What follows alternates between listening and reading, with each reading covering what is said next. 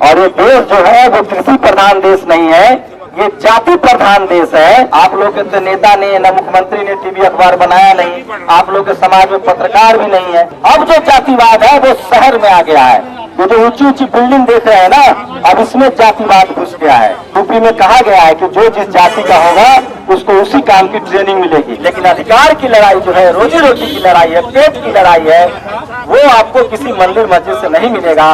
ये आपको doctor, engineer, collector, IAS, IPS, PM, CM नहीं बनने देना चाहते हैं। जो मनुवाद के दो कार्यकर्ता आपके घर में है, एक टीवी और एक अखबार।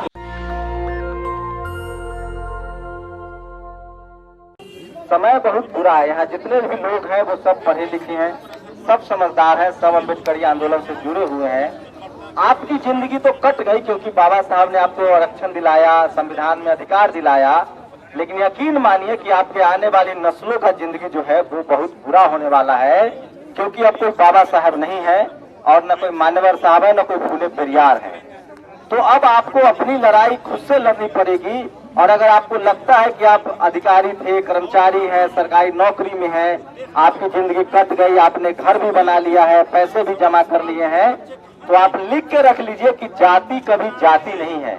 और ये देश जो है वो कृषि प्रधान देश नहीं है, ये जाति प्रधान देश है। और जाति प्रधान देश में आप कलेक्टर बन जाइएगा, आपकी जाति पीछा नहीं छोड़ेगी।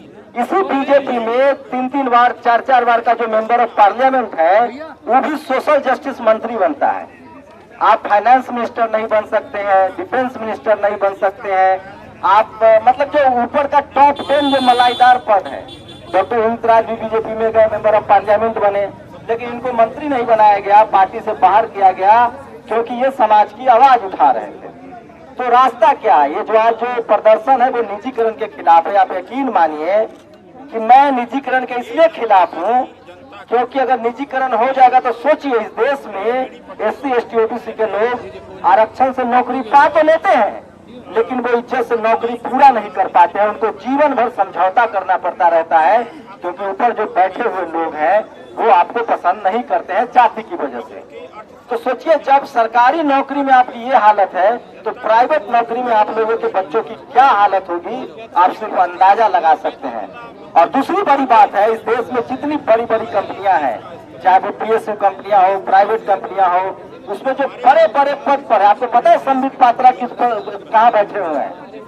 तो तमाम सेल गेल वेल है। सोचिए, मेरा तो कोई फ्यूचर भी नहीं, मैं तो पत्रकार हूँ, मुझे नौकरी भी नहीं चाहिए। लेकिन अगर इस देश के वो तमाम लोग जो इस भाषण को देख रहे होंगे, सोशल मीडिया आपके पास आ गया है, टीवी अखबार वाला तो आपको दिखाएगा नहीं, क्योंकि वो जिसने गाय पाला है वही दूध खाएगा। आप लोग के तो नेता ने न मुख्यमंत्री ने टीवी अखबार बनाया नहीं, आप लोग के समाज में पत्रकार भी नहीं है। अब कम से कम दर्जनों सोशल मीडिया के पत्रकार हुए हैं तो सोशल मीडिया पर कुछ बात जा रही है। लेकिन यकीन मानिए, अब जातिवाद का जो कहर है ना, वो गांव में नहीं है। मेरे पिताजी मजदूर हैं, लेकिन उनको कोई जाति के नाम पर मार नहीं सकता, नहीं तो वो 2 थप्पड़ घुमा के रख देंगे। कानून भी बन गया है। अब जो जातिवाद है वो शहर में आ गया है। ये जो ऊंची ऊंची बिल्डिंग देख रहे हैं ना, अब इसमें जातिवाद घुस गया है। अब जातिवाद जो है वो पावर सेंटर्स पर आ गया है। मीडिया, जुडिशियरी, ब्यूरोक्रेसी, जज नहीं है आपका, वकील नहीं है आपका, पीएसयू कंपनियों में सीईओ नहीं है आपका, कोई मंत्री नहीं है आपका, अस्पताल में मैनेजिंग डायरेक्टर नहीं है आपका, मुख्य चिकित्सा अधिकारी नहीं है आपका। तो आप लोगों की हालत इस देश में दूसरे दर्जे की है। और ये सब के सब उन लोगों की हालत है जो इस देश में 90% आबादी है, चाहे वो एससी, एसटी, ओबीसी माइनॉरिटी हो। सोचिए, मुसलमान इस देश में 90% ओबीसी में है, उसको भी आरक्षण की लड़ाई लड़नी चाहिए, जाति जनगणना की लड़ाई लड़नी चाहिए।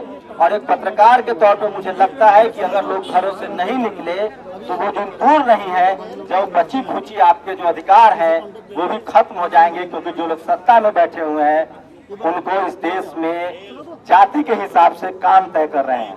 यूपी में कहा गया है कि जो जिस जाति का होगा उसको उसी काम की ट्रेनिंग मिलेगी।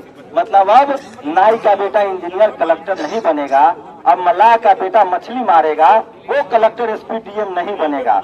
मैं फिर कह रहा हूँ, आप लोगों को तय करना है कि जो बाबा साहब ने सपना दिखाया, फूले पेरियार अम्बेडकर ने जो लाइन दी है, बड़ी लड़ाई के बाद आपको ये अधिकार मिला है।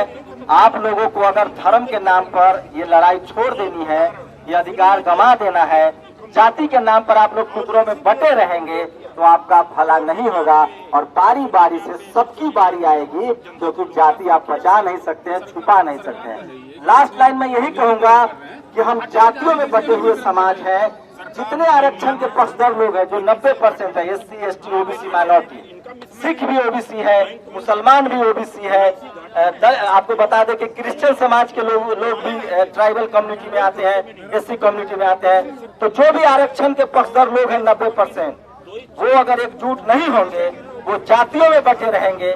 अगर आप जो संविधान में जो आपका नाम दिया गया है SC ST OBC माइनॉरिटी, ये जाति नहीं है, ये कैटेगरी है, ये आपकी पहचान है, ये आपकी आइडेंटिटी है। हम सब SC ST OBC माइनॉरिटी है, बहुजन है। अगर आरक्षण वाले हैं, अगर आप एकजुट नहीं होंगे, टुकड़ों में बटे रहेंगे, तो यकीन मानिए आने वाले समय में जो आपके पास अब तक आया था 60 सालों की आजादी के बाद, वो भी नहीं बचेगा। और आप अपने अपने घरों में डॉक्टर अंबेडकर, फूले, पेरियार नहीं पैदा करेंगे, तो अब बाबा साहब आपके लिए लड़ने नहीं आएंगे। आप घंटी बजाते रहिए, नमाज पढ़ते रहिए। आप किसी भी धर्म के मानने वाले हो, संविधान आपको अधिकार देता है कि अपना धर्म को मानिए, लेकिन अधिकार की लड़ाई जो है, रोजी रोटी की लड़ाई है, पेट की लड़ाई है, वो आपको किसी मंदिर मस्जिद से नहीं मिलेगा, वो संविधान से मिलेगा। आपको तय करना है कि आपके लिए संविधान जरूरी है, अधिकार जरूरी है या क्या जरूरी है। बहुत जरूरी बात है कि जब तक संविधान है, आपके अधिकार सुरक्षित है। जिस दिन इस देश में संविधान खत्म हो गया, आपको कुछ नहीं मिलने वाला है। आज आप एक FIR दर्ज नहीं करा सकते हैं, सुप्रीम कोर्ट में आपका आदमी नहीं है, मीडिया में आपका आदमी नहीं है, तमाम कॉलेज यूनिवर्सिटी में आप वाइस चांसलर नहीं है, डॉक्टर नहीं है, इंजीनियर नहीं है, प्रोफेसर नहीं है। आप क्या है? आप किसान हैं, खेत जोतते हैं, भैंस चराते हैं, गाय चराते हैं, सब्जी बेचते हैं, नौकरी करते हैं, ड्राइवरी करते हैं। ये चाहते हैं कि 90% लोग इस देश में गरीब, लाचार, बेबस ड्राइवर की नौकरी करे, खाना बनाए, होटल पर काम करे, 10,000 की नौकरी करे, नाला सफाई करे। ये आपको doctor, engineer, collector, IAS, IPS, PM, CM नहीं बनने देना चाहते हैं। और इन लोगों की पहचान कीजिए, ये सिर्फ 10% लोग हैं जिनको हम जातिवादी, मनुवादी और ब्राह्मणवादी कहते हैं। इनके हाथ में सत्ता है, क्योंकि आप जातियों में बंटकर इनको वोट करते हैं। आपको बहुजन लीडरशिप वाली पार्टियों के साथ आना पड़ेगा, अपने संगठनों को मजबूत करना पड़ेगा।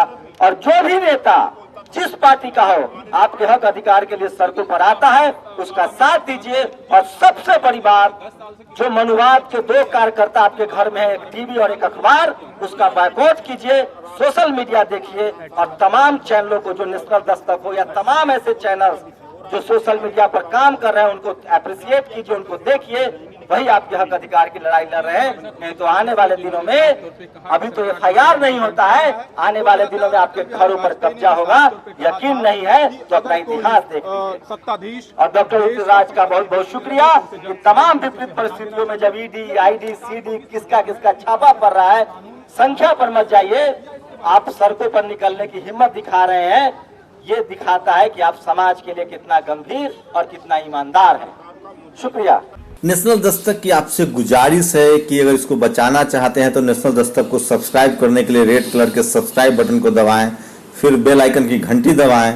नेशनल दस्तक को बचाने के लिए बहुत जरूरी है कि हर खबर को शेयर करें, लाइक करें, कमेंट जरूर करें।